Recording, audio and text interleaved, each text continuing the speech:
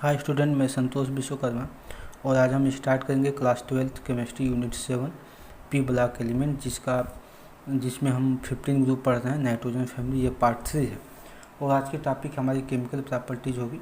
Chemical property में बहुत सारी प्रॉपर्टीज़ होती है। पहला ऑक्सीडेशन स्टेट हमने पढ़ लिया है नाइट्रोजन फैमिली में। ऑक्सीडेशन स्टेट में पढ़ा था कि -3 +3 एंड +5 ये क्या होते हैं, मोस्ट स्टेबल ऑक्सीडेशन नंबर होते हैं। ये सब शो करते हैं नाइट्रोजन फैमिली के एलिमेंट्स। तो हम इसमें पहला पढ़ेंगे रिएक्शन विथ हाइड्रोजन, यानी कि जो नाइट्रोजन फैमिली है अगर हाइड्रोजन से रिएक्ट करे तो क्या क्या बना सकता है। देखिएगा, तो इसमें हम अपना कोई लैंग्वेज नहीं देंगे क्योंकि अब इतना ये ईजी होगा कि आप खुद यहाँ पे हाइड्रोजन है, क्योंकि इतना ज़्यादा ईजी होगा कि आप खुद इसको आप चाहें तो अपना लैंग्वेज दे के अपना नोट्स तैयार कर सकते हैं। तो देखिएगा, मान लेते हैं ई मतलब हमने लिया है ये ग्रुप 15 एलिमेंट है। ग्रुप 15 यहाँ पे हम नाइट्रोजन भी लिख सकते हैं, फास्फोरस, आर्सेनिक, बिस्मथ, कोई भी हम यहाँ पे एलिमेंट ग्रुप 15 का लिख सकते हैं। अगर ये हाइड्रोजन से रिएक्ट करेगा तो देखिए क्या बनाता है, ई और एच ये। तो देखिए यहाँ पे हमने पढ़ा है कि हाइड्रोजन जो होता है उसकी वैलेंसी क्या होती है, 1 होती है। इसी हाइड्रोजन की वैलेंसी 1 होती है। और नाइट्रोजन में अगर देखा जाए तो नाइट्रोजन +3 शो करता है, तो 3 कर सकते हैं। तो क्रॉस मल्टीप्लाई करेंगे तो ये बनेगा EH3, यानी क्या बनेगा EH3, यानी कि ये बनेगा हाइड्राइड। इसका नाम है हाइड्राइड बनाता है। कोई भी ग्रुप 15 एलिमेंट जब हाइड्रोजन से रिएक्शन करता है तो हाइड्राइड बनाता है। तो देखिए, अगर इसका एग्जांपल देखें तो अगर नाइट्रोजन का हम हाइड्रोजन से रिएक्शन कराएं तो ये बनाएगा, यहाँ पे 2 है सॉरी, तो ये बनाएगा NH3, क्योंकि ऐसे ही टर्म में बनता है, लेकिन इसको हम बैलेंस करना पड़ता है यहाँ पे, क्योंकि नाइट्रोजन को हम स्टेबल फॉर्म में ही लिखेंगे 2 लगा कर, तो यहाँ पे 3 लगा देंगे, यहाँ पे 2 लगा देंगे तो ये बैलेंस हो जाएगा, ये अमोनिया बन जाएगा। अगर फास्फोरस है, अगर फास्फोरस को हम रिएक्शन करा दें हाइड्रोजन से तो ये क्या बनाता है, फास्फीन गैस बना देता है। आपको क्लास 12 से स्टैंडर्ड पे आके इसको ना ही बैलेंस नहीं भी करेंगे तभी भी काम चलेगा।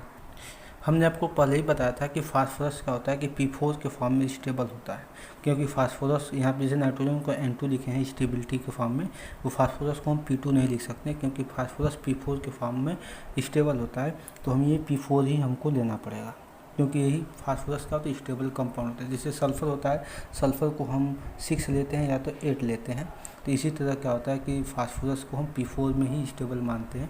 और ये P4 का यानी इसको हम मान लेंगे कि ये फास्फोरस स्टेबल फॉर्म में, इसका हम हाइड्रोजन से रिएक्शन करा देंगे तो बनाएगा PH3, यानी कि यहाँ पे देखिए ये इसका नाम है फास्फीन।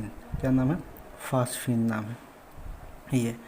अब ये इसमें देखिएगा 4 फास्फोरस है तो यहाँ पे 4 लगा दीजिए तो 8 हाइड्रोजन हो जाए, 4 3 12 हाइड्रोजन हो जाएगा। तो यहाँ पे आप 6 हाइड्रोजन कर देंगे तो ये बैलेंस हो जाएगा। ऐसे ही आप कोई भी एलिमेंट हो, जैसे आर्सेनिक हो, कोई भी हाइड्रोजन से रिएक्शन कराएंगे तो आपका यही बनेगा। ये मान लिया आर्सेनिक ही है, हम रिएक्शन करा के चेक कर लेते हैं। अगर इससे रिएक्शन कराएंगे तो ये बनेगा ASH3। ये तो इसको हम बैलेंस, सब में फास्फोरस ही बस इसमें मेन P4 के फॉर्म होता है, नहीं तो सब 2 के फॉर्म में ही होते हैं। तो जब इसको बैलेंस करेंगे तो यहाँ पर 2 कर दीजिए और 6 हाइड्रोजन हो जाएगा, तो यहाँ पर 3 कर दीजिए। तो ऐसे ही बन जाएंगे आपका BiH3 भी बन जाएगा और SbH3 भी बन जाएगा एंड SbH3 भी बन जाएगा। आप इसको चाहें तो इसको बना के चेक कर सकते हैं, इसको आप बना लेंगे खुद ऐसे ही। तो देखिएगा, जहाँ पे हाइड्रोजन होते हैं, अब जानते हैं कि एडिशन ऑफ हाइड्रोजन को हम बोलते हैं क्या, जहाँ पे हाइड्रोजन होता है उसको रिडक्शन की प्रोसेस होती है, और रिडक्शन की प्रोसेस में होता है क्या, उसकी बेसिसिटी क्या होती है, हाई होती है। तो बेसिसिटी अगर चेक करना हो तो देखिए क्या कि इसको लिख सकते हैं, बेसिसिटी आल्सो डिक्रीज, ये अगला पॉइंट इसी में है। Basicity also decrease in the order, किस ऑर्डर में होती है, देखिए अमोनिया है, फिर उसके बाद से फास्फीन है, और उसके बाद से ये है, उसके बाद से आपका एंटीमनी वाला, फिर भी बिस्मथ का हो जाएगा हाइड्रोजन लगा के।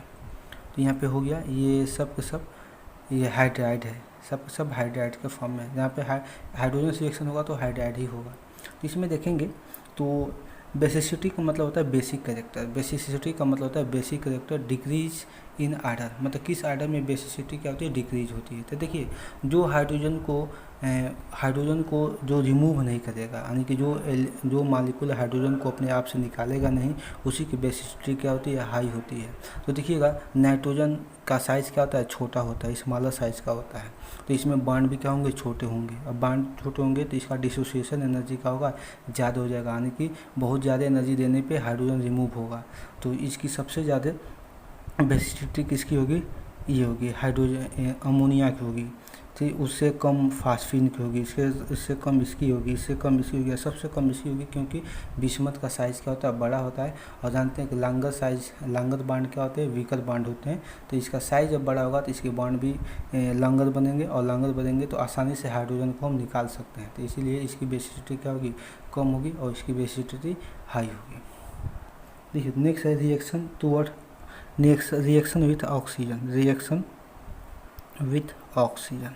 अगर हम ऑक्सीजन से रिएक्शन कराएं ग्रुप 14 एलिमेंट ग्रुप 15 एलिमेंट का, देखिए ई मतलब यहाँ पे हम ग्रुप 15 को रिप्रेजेंट कर रहे हैं। आप कुछ भी ले सकते हैं, इसको क्या करना, ऑक्सीजन से रिएक्शन करा देना है। तो ये दो तरह का ऑक्साइड बनाता है, एक बनाता है ट्राई ऑक्साइड, और एक बनाता है और पेंटा ऑक्साइड।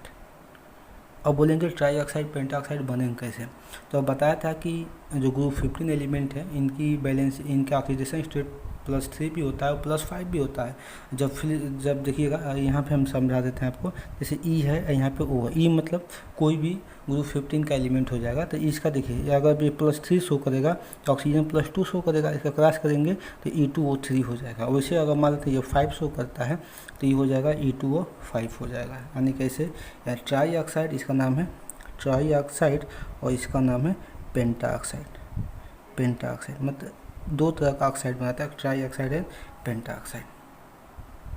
ऐसे ही अगर हम इसका एग्जांपल लें, जैसे नाइट्रोजन है, नाइट्रोजन का अगर रिएक्शन कराएं ऑक्सीजन से तो ये बनाएगा ट्राई ऑक्साइड बनाएगा। देखिए बनाएगा N2O3।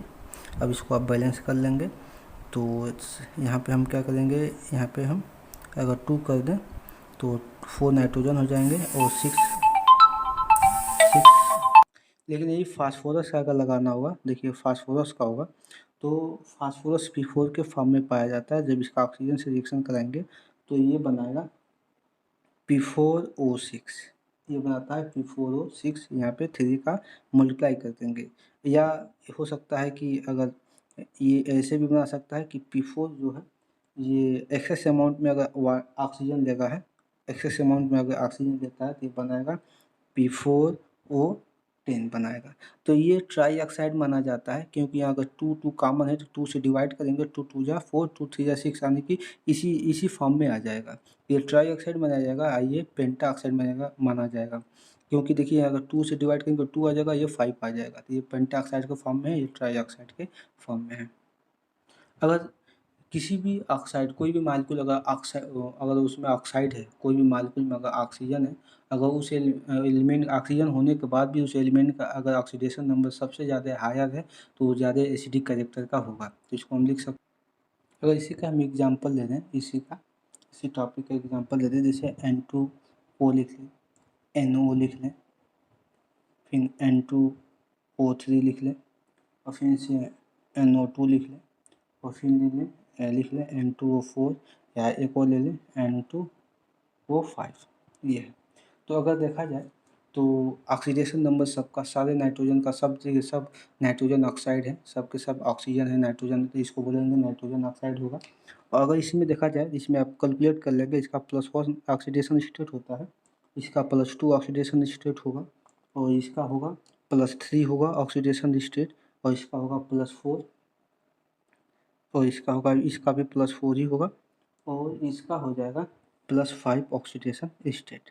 तो अगर इसमें पूछा जाए कि इसमें मोर एसिडिक कौन होगा, तो जिसका ऑक्सीडेशन नंबर सबसे ज़्यादा होगा वही मोर एसिडिक होगा। तो अब बात आती है कि यहाँ पे देखिए, यहाँ पे ऑक्सीडेशन नंबर दोनों सेम है, लेकिन इसमें कौन मोर ऑक्सीडेशन एसिडिक होगा, तो जहाँ पे ऑक्सीजन ज़्यादा होंगे वो मोर एसिडिक होगा। तो अगर इनको हम ऑर्डर फॉर्म में अरेंज कर लें तो सबसे ज़्यादा होगा N2O5, उसके बाद होगा N2O4, उसके बाद होगा NO2, उसके बाद होगा N2O3, उसके बाद है NO और उसके बाद है N2O। तो इसमें देखिएगा सबसे ज़्यादा एसिडिक कैरेक्टर इसका होगा। तो ये एसिडिक कैरेक्टर हमने इसको आपको समझा दिया। अब इसे कोई भी क्वेश्चन आता है तो आप जान लेंगे। अगर ऑक्सीजन लगा है तो एसिडिक कैरेक्टर हम कैसे कैलकुलेट कर पाएंगे इसका, देखिएगा। लेकिन जैसे हम डाउन द ग्रुप आते हैं, जैसे हम